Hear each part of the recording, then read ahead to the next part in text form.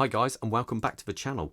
Today we've got a really interesting Seiko Presage. I really like the look of this watch. I believe it's quite a new model. The actual model number is the SSA 449J1 and I think it looks absolutely cracking. I really like the colours of this watch, the dial layout. I think it just looks really interesting. And to be fair, I think it's based, I think it works out around about £570, and for £570 it's a little bit more obtainable than some of the watches I review on this channel. So to have a watch which is so interesting at that price point, I find is a good thing. Now the watch, I must say a big thank you to the team over at Francis Gaye for allowing me to review this watch. They've got a massive selection of Seiko and Grand Seiko also, including other brands. So if you want to, if you're interested in purchasing this watch, I'll leave a description below, and feel free to pop in the shop, have a look at our watches, or go online or give Ryan a call there, and I'm certainly will work out something for you. So what do we have here? It is, I think there's so much going on, but all done in a very clean and nice way. The dimensions, first of all, 41mm, 14.3mm, but again, a lot of that is crystal, and 48.9mm bracelets. The bracelet size is 20. Let's have a zoom in on that dial though. And doesn't the dial look great? I really like these colours. I think they've done a really good job with this dial. It is interesting. When you first look at it, you have to think twice a little bit, because let's face it, there's 5 hands going on this watch. Now, when I first seen the watch, I just presumed this was the seconds hand. The subdial at 6 o'clock was seconds. But no, it isn't, because as we can see there, we have a constant moving seconds there. So what's this then? Well, it's actually your calendar readout. So this is your calendar readout. But then we have another hand over here. So is that a GMT function? So what I mean by it's a second time zone? No, that is your power reserve going round here. So I thought that's really quite interesting. Now, it's interesting how you set this. So normally you'd have to pull the crown out to, set or do whatever. But on this, if you don't touch the crown, so it's not a screw down crown, you don't pull it out at all. This is your manual wind. So if you watch this hand here now, with the corresponding numbers here, so you can see we've got the E for empty air, 10, 20, 30, 40. So it says 42 hours it can go to. If we start winding that, you see how that hand moves? So now it has 30 hours of power. So I really like that. I think it's really quite a nice way of doing it. Now, if we pull this out one click, let's see, that sets your date. So if you look below at the lower subdial here, so that's on 6, 7, 8, 9, 10. So it's nice, it's kind of interesting. It is a bit strange, obviously, because 31 is uneven, but 15 isn't right down at the bottom, but there you go. So that's kind of cool. And then if you pull it out again, it hacks.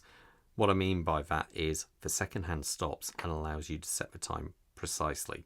So that's what we got going on there, and I think that is really cool. It's interesting how the end of a second hand, minute hand, it almost looks like there's a line on there. That is really cool. So that's how we set the time. Now, if I go round, we should see the date wheel click over to 16, I presume. There. That was actually quite instantaneous. That was quite good. So that's how it works. Now, as you can see, we've got lume on here. Let me get a flashlight quick, and we'll just have a quick look, see what it's like. And there we go. I'll put a better shot in than that so you can see, but we do have plenty of lume on there. Now, as we come round, we have this crystal on there. It is a hard looks crystal, big box though, and adds plenty of distortion. It looks really cool. Then we have the bezel here. It's an aluminium bezel, I believe. Obviously it looks very same color as the dial itself, and I think it just looks really, really good. It is fixed, so it's you can't spin it in any way, shape or form. We come round out of this, and we've got like an interesting little step going on there with the bezel into the case of a watch. It is all polished, but it does have drilled lugs, and I like that because it just enables you to play around, and possibly if you wanted to put this on a rubber strap or a black leather strap, a grey leather strap, I think would look really nice on this. Now the bracelet, it looks like, are they pin and collar? I think that looks like, yeah, it is pin and collar, because it's got the arrows to mark which way to push them out there. So, but it is a nice oyster style looking bracelet on there, curved inners to make it a little bit more comfortable, I believe. Clasp wise, fold over, locks down. We only have 2 levels of micro adjustment. Big gap there, which is always a shame, but it is what it is. Now the back of the watch, you can see the movement there, and it's quite nice with that nice gold rotor.